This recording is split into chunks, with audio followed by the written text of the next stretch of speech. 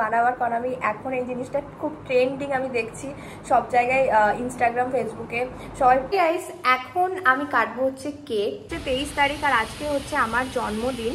So আজকের দিনটা তো আমার কাছে মানে আমার বাড়ির লোকের কাছে খুবই স্পেশাল, বাট সেরকম কিছুই করা হয়নি। এটা 7 ইঞ্চি 8 ইঞ্চি আছে, 6 ইঞ্চি আছে গো।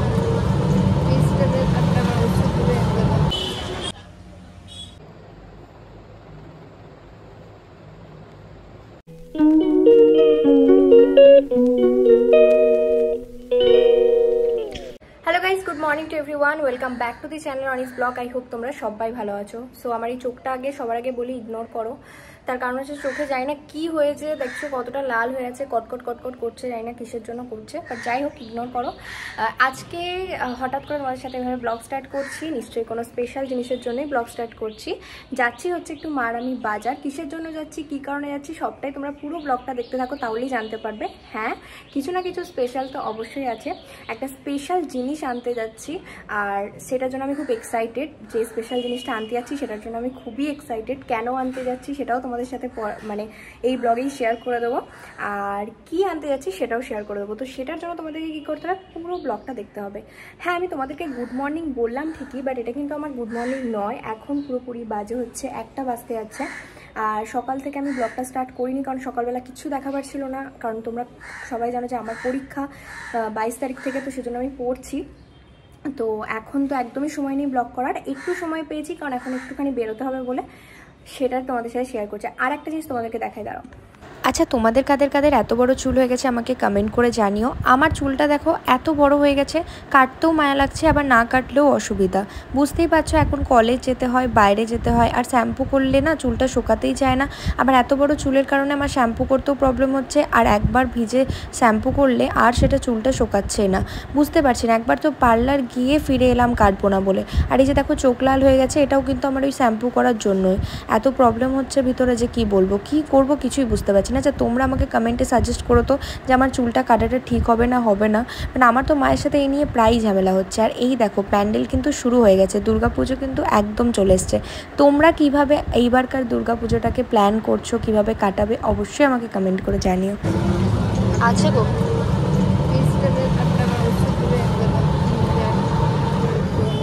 তুমি তো তোমার বাবার ইয়ে পাও, মানে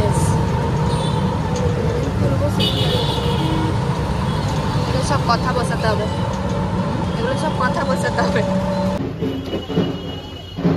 আচ্ছা, তোমাদের মধ্যে অনেকেই আমাকে আগের 2-3টে ব্লগে এই সোনার দোকানের কথা জিজ্ঞেস করেছিলে, তো তোমাদেরকে বলে দিই, তোমরা যারা যারা বর্ধমানে থাকো তারা হয়তো জানবে বা হয়তো জানবে না। আমি তোমাদেরকে বলে দিচ্ছি, এটা হচ্ছে বর্ধমানের বড় বাজারের দোকানটা, এমআর জুয়েলারি। ঠিক আছে, এইখান থেকে আমরা মানে বিগত 4 বছর ধরে যা বানানোর, সোনা থেকে শুরু করে যে কোনো কিছু এখান থেকে বানাই।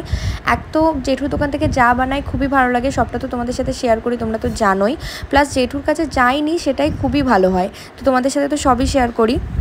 আচ্ছা, তো তারপরে গেছিলাম হচ্ছে সিলেদার্সে। প্রায় অনেক দিন ধরেই মাকে বলেছিলাম যে তোমাকে সিলেদার্স থেকে একটা জুতো আমি কিনে দেবো। তাই এইবার পুজোতে মাকে জুতোটা আমিই কিনে দিয়েছি। কালেকশন এবার সিলেদার্সে আমার খুবই ভালো লেগেছে। আমিও ঠিক করেছিলাম একটা হিল কিনবো, কারণ অনেক দিন হয়ে গেল আমার কোনো হিলস ছিল না, মানে যেগুলো ছিল সবই বাড়িতে আছে। তো সেই জন্য আমি ভেবেছিলাম এখানে একটা হিল কিনে রাখবো যাতে আমি টুকটাক পরতে পারি।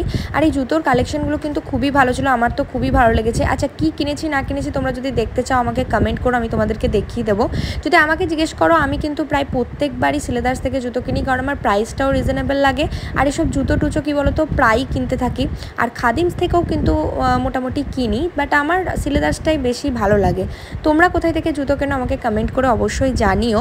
আর এখানকার কালেকশন এবার যদি বলো, আমার কিন্তু কালেকশন খুবই ভালো লেগেছে অন্যবারের থেকে। জানি না এবার আগে গেছিলাম বলে কিনা, বাট সত্যিই কালেকশন এবার খুবই ভালো ছিল। মানে বেশিরভাগ হিলসের কালেকশনগুলো এবার খুব ভালো ছিল। যাই হোক, তোমরাও কিন্তু একবার চেক আউট করতে পারো। তারপরে ডাইরেক্ট চলে গেছিলাম হচ্ছে ভিমার্টে। আর ভিমার্টে তো তোমরা জানোই যে ওখানে ভিডিও করতে দেয় না, তাও আমি লুকিয়ে লুকিয়ে একটু ভিডিও প্রায়ই করি। সো হে গাইস, কালকের পরে আবার আমি আজকে ব্লগ করছি। আর আজকে হচ্ছে 23 তারিখ আর আজকে হচ্ছে আমার জন্মদিন।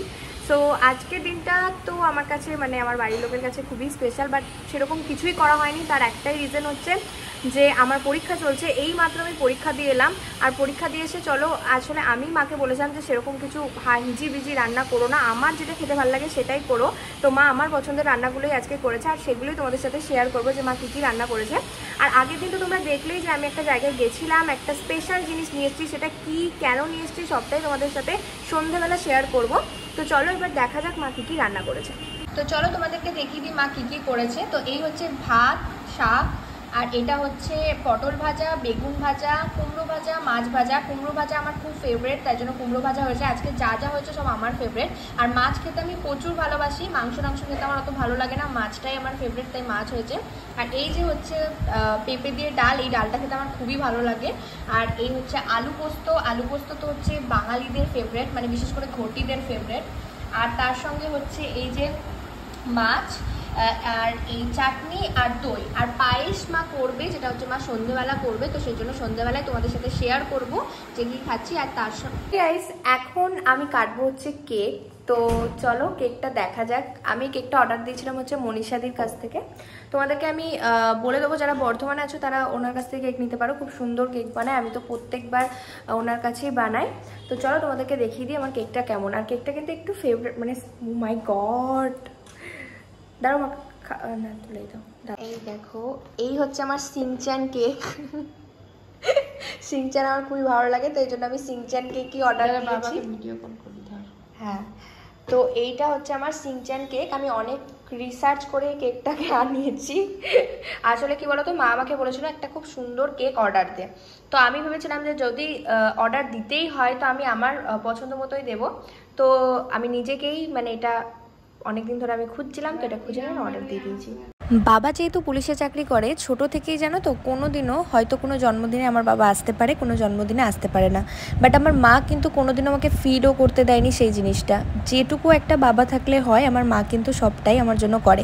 আমি তো বলি আমি কেক কাটবো না, কিন্তু মা প্রায় প্রত্যেকবারই জন্মদিনে আমাকে কেক কাটায়, পায়েস খাওয়ায়, আমার পছন্দের রান্নাগুলো করে। হ্যাঁ, হয়তো অন্যবার আমি আমার জন্মদিনে আমার বন্ধুদের সাথে বেরোয়ও, বাট এবার আর সেটা হয়নি। তার কারণ হচ্ছে আমার পরীক্ষা চলছিল, পরীক্ষার জন্য একদমই ছোট করে একটুখানি জাস্ট আমি নিজের মতন করে এটাকে সেলিব্রেট করেছি। দেখো বার্থডেটা তো সবার কাছেই মানে একটু স্পেশাল হয়, কিন্তু বার্থডেটা নিজের বাড়ির লোকের কাছেও খুব স্পেশাল হয়। মানে বিশেষ করে আমার জন্মদিনটা আর কারোর কাছে স্পেশাল হোক বা না হোক, আমার মায়ের কাছে খুবই স্পেশাল, সেটা আমি জানি। মানে আমার মা আমাকে খুবই ভালোবাসে, মানে এই ভিডিওর মাধ্যমেই আমি মাকে বলতে পারি যে থ্যাংক ইউ যে এত ভালোবাসার জন্য আমাকে। আর ছোটোবেলা থেকে কিছু না কিছু মা আমাকে প্রত্যেকবার জন্মদিনে স্পেশাল কিছু গিফট করে। তো এইবারও মা আমাকে স্পেশাল কিছু গিফট করেছে, সেটাই তোমাদের সাথে শেয়ার করবার। এটা কিন্তু খুবই স্পেশাল, তো চলো তোমাদের সাথে শেয়ার করি। গাইস চলো এবার তোমাদেরকে দেখিয়ে দিই যে আমি কি গিফট পেয়েছি। তোমাকে দেখা যাচ্ছে না, তো চলো আজকে তোমাদেরকে দেখিয়ে দিই যে আমি কি গিফট পেয়েছি। আগের দিনই তোমাদেরকে বললাম না যে আমি ওই দোকানে গেছিলাম তো একটা জিনিস নেবার জন্য। তো এটাই সেই জিনিসটা যেটা বানানো ছিল, বানাতে দেওয়া ছিল। তো প্রত্যেকবারই মা আমাকে কিছু না কিছু একটা স্পেশাল কিছু দেয়, আর যেগুলো মানে আমার খুব পছন্দের জিনিস, যে আমি খুব পছন্দ করি যে এই ডিজাইনটাই বানাবো, এই ডিজাইনটাই করবো, তো সেটাই।